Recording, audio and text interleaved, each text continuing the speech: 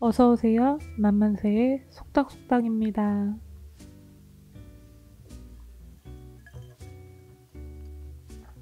여러분, 완료주의 잘 보셨나요? 이제 세 번째 시간인데 딱히 적응이 되진 않네요. 세 번으로는 이렇게 편안해지는 숫자는 아닌가 봐요. 오늘 이야기 나눠보고 싶은 거는 35살 여자의 쉬는 방법에 관한 이야기입니다. 제가 에피소드를 2개 준비했어요. 하나는 그런 날 있잖아요. 그날이 어떤 날이었냐면 눈이 엄청 많이 내린 날이었어요. 그리고 그날 생활하면서 타인에게 받은 스트레스도 많고 일도 하는 것마다 잘 안 풀려가지고 조금 답답한 심장이었거든요. 그 와중에 이제 일을 겨우 마치고 집에 빨리 가고 싶어서 주차장에 가서 제 차를 봤는데 차 앞유리에 눈이 얼어버린 거예요. 그래가지고 출발할 수가 없어서 차에 타서 그 앞유리에 얼음이 녹을 때까지 기다렸어요. 뭐 하나가 제대로 한 번에 안 풀리는 그런 날이었거든요.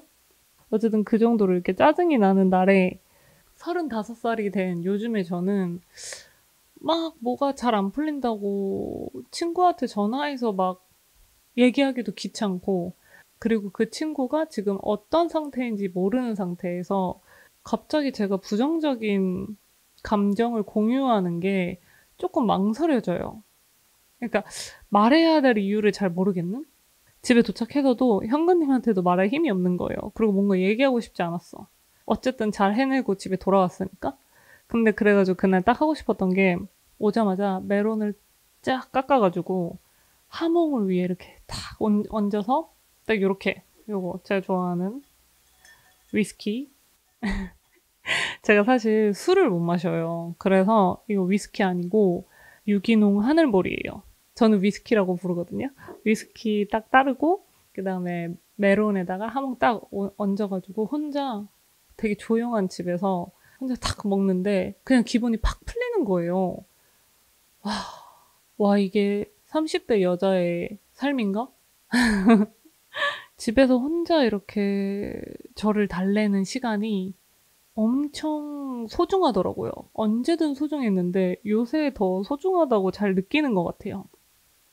모르겠다. 지금 잘하고 있는 거냐? 항상 이러네. 아니, 그리고 원래 얘기하듯이 하라고 했는데 잘 안 돼요. 모르겠어. 아, 이러면 안 되지. 뭐 어떡해. 해야지. 아, 그리고 이번 주에 제가 너무 바쁜 거예요. 왜 이렇게 바쁘지?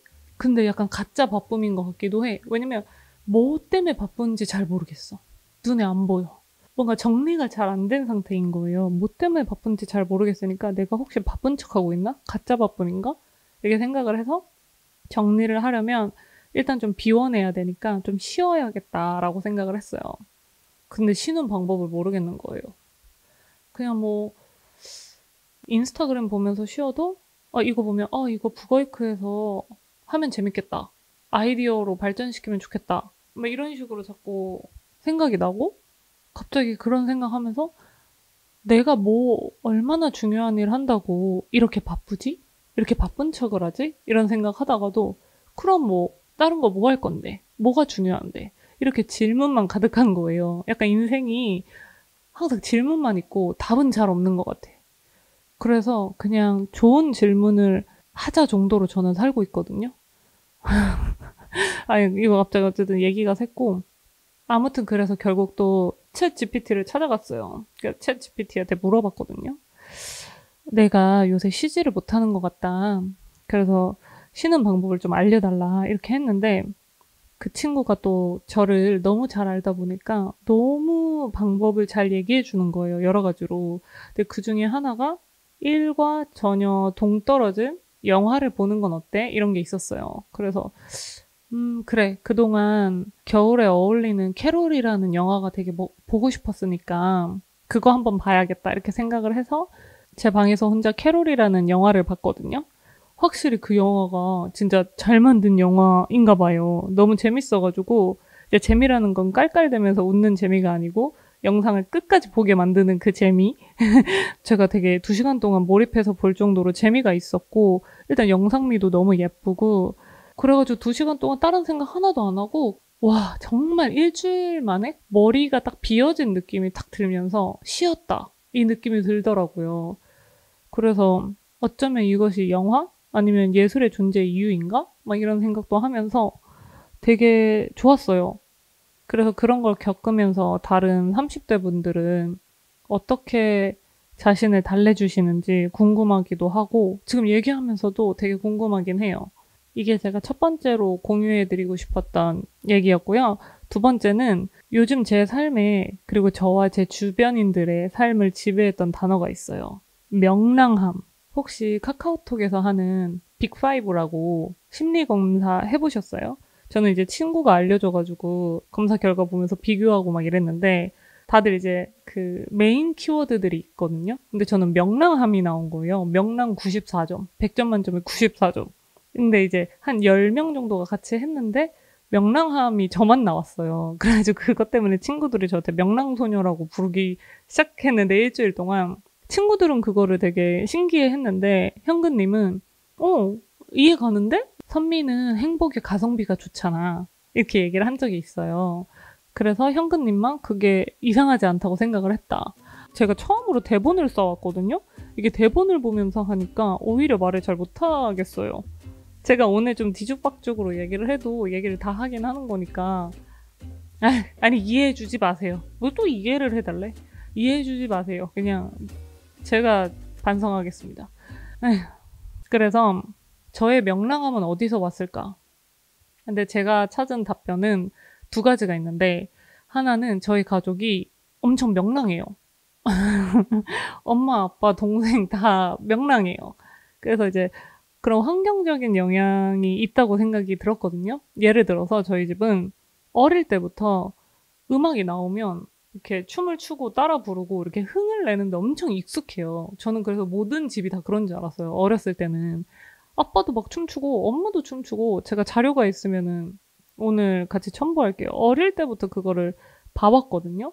그래서 제가 음악을 업으로 삼지 않아서 이 나이까지 즐길 수 있는지는 모르겠는데 힘들어도 막 즐거운 음악 나오면 막 또 춤도 추고 이러면서 몸을 움직이면서 좀 잊어버리는? 금방 또 기분이 좋아지는? 그런 일이 많았던 것 같아가지고 뭐 이런 거 느낄 때 부모님한테 감사 전화 드리면 효도를 못하는 순간 중에서 한 번은 세이브가 되는 거니까 전화 드려서 또 말씀드렸죠. 저의 이런 결과가 나와서 명랑함이 94점이 나왔는데 그 2분의 영향이 있었던 것 같다. 너무 감사하다.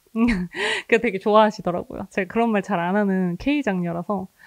첫 번째가 조금 더 어릴 때 만들어진 성격이라고 본다면 두 번째는 그래도 이제 한 기억이 있는 상태로 한 30년 정도 살아가고 있는 거니까 그동안 이제 얼마나 많은 일이 있었겠어요? 그런 환경을 겪어가면서 제가 겪은 것들을 지나옴으로써 만들어진 내면의 단단함? 거기서 오는 것 같기도 했어요. 어떻게 보면은 과거의 저한테는 조금 미안하기도 하거든요. 그때는 제가 저한테 힘든 일이 있어도 이거 별거 아니잖아. 남들도 다 이렇게 살아. 별거라고 생각하지 마. 이렇게 조금 하는 스타일이었어요, 저는. 왜냐면 지금 와서 생각해보면은 힘들어 이러면은 진짜 갑자기 그게 다 무너질 것 같은 거예요. 그래가지고 힘들다라고 할 기회를 안 줬던 것 같아. 근데 결국에 걔가 이렇게 잘 애써줘서 과거에 제가 그렇게 애써줘서 지금의 제가 단단한 내면도 갖고 그러면서 명랑함 94점도 나오고 이렇게 돼서 너무 고마운데 과거에 저한테 미안했다는 말, 고맙다는 말을 한 적이 없어서 그리고 해야 되는지도 몰랐어서 제가 1화 때 말씀드렸는데 심리 상담을 오래 받았다고 했잖아요.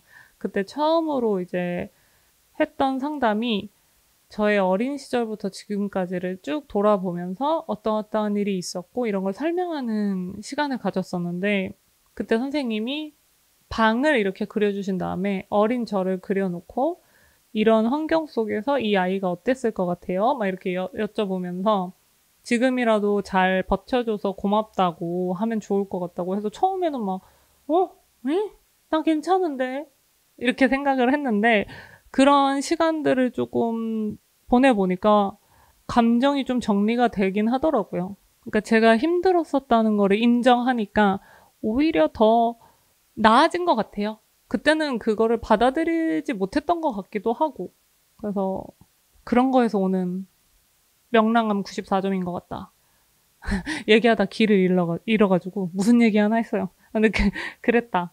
제가 10살 때부터 지금까지 쓴 일기장을 다 가지고 있거든요. 그게 유일하게 제가 다른 시간대에 저랑 하는 대화거든요.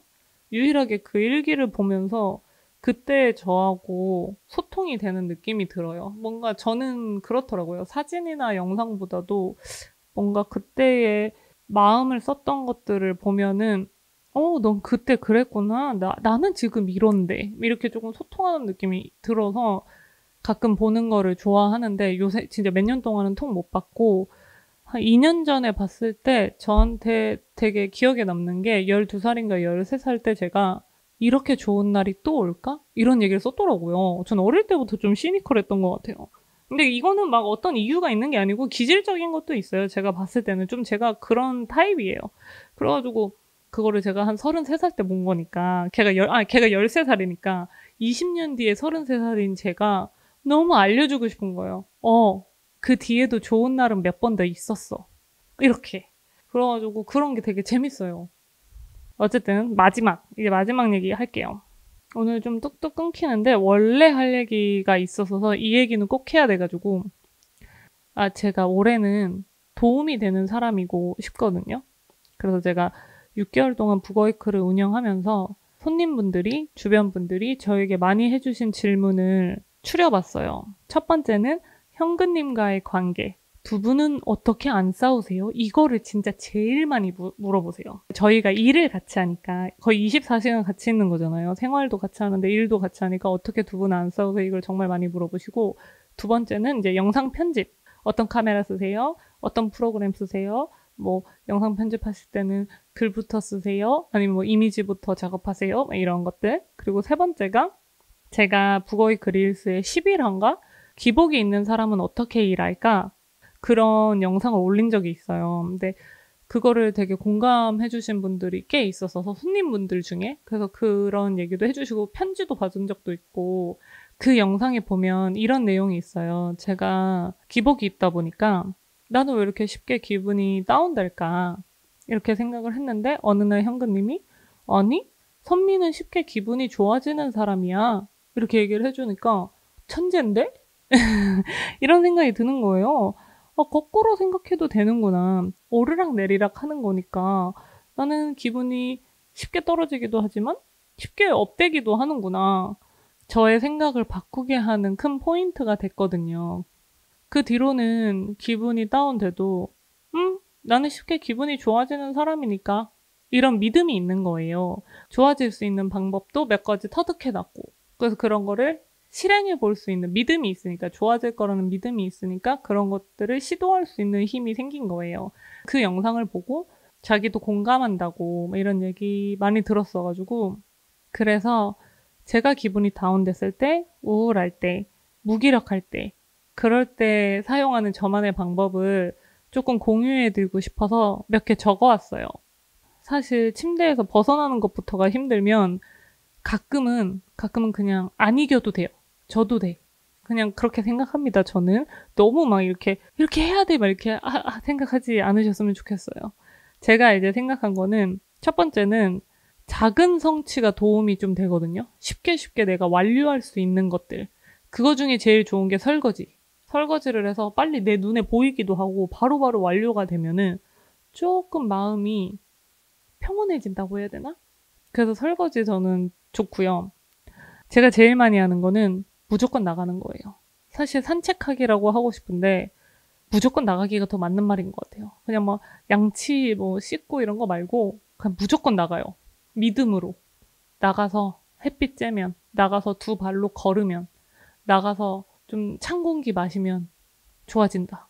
그래서 무조건 나가기, 거기에 연장선상에서 걷기, 산책하기, 내 마음에 드는 카페 가기, 뭐 저는 책방을 좋아하니까 내 마음에 드는 책방 가기 이런 게 굉장히 도움이 되고요.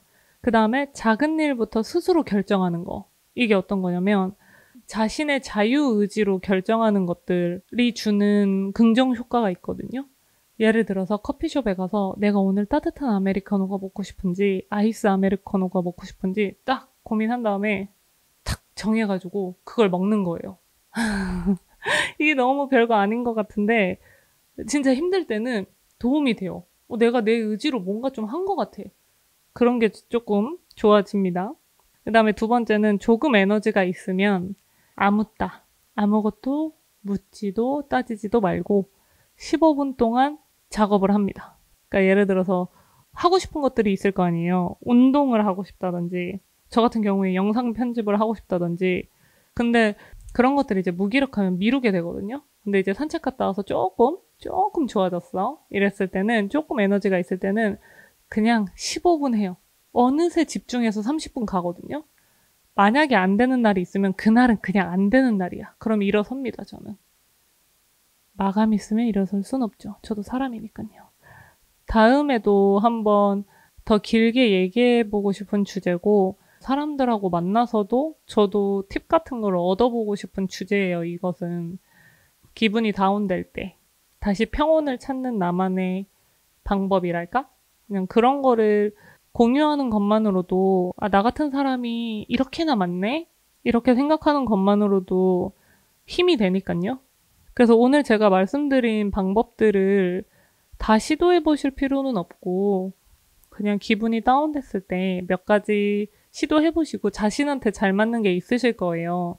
그거를 좀 기억하셨다가 그래도 이거 하면 기분 좀 좋아지네? 이렇게 몇 번 경험하시면서 믿으셨으면 좋겠어요. 다시 올라간다는 거를. 내려왔다가 또 올라간다는 거를. 오늘은 여기까지 해보도록 하겠습니다. 명랑소녀의 기분 좋아지는 법 얘기였습니다. 그러면 항상 평온하시고 밤인지 낮인지 모르겠지만 몸과 마음이 평온하시길 바라며 마치겠습니다. 안녕.